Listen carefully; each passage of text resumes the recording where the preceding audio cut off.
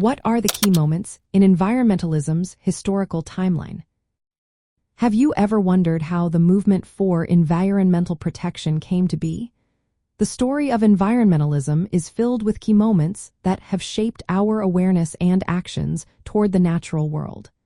Let's take a closer look at these significant events.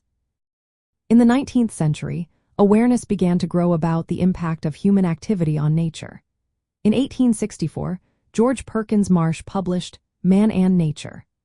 This book was one of the first to discuss how our actions alter the environment.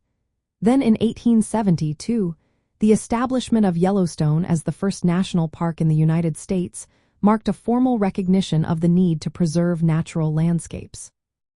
The founding of the Sierra Club in 1892 by John Muir created one of the earliest and most influential environmental organizations focused on conservation. As we moved into the early 20th century, legal protections for the environment began to take shape. The Antiquities Act of 1906, signed by President Theodore Roosevelt, provided the first broad legal protection for cultural and natural resources in the United States.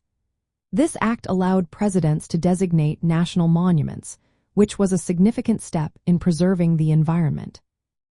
In the 1940s, Marjory Stoneman Douglas campaigned to establish Everglades National Park, reflecting a growing awareness of the need to protect specific ecosystems. The modern environmental movement truly emerged in the 1960s and 1970s. Rachel Carson's book Silent Spring, published in 1962, raised public consciousness about the dangers of pesticides like DDT. This book sparked widespread environmental activism and changed how people viewed chemical pollution. In 1969, the National Environmental Policy Act required federal agencies to assess environmental impacts before proceeding with projects. This set a precedent for environmental regulation around the world. The first Earth Day in 1970 mobilized 20 million Americans in a large-scale demonstration, leading to the creation of the Environmental Protection Agency and landmark laws like the Clean Air Act.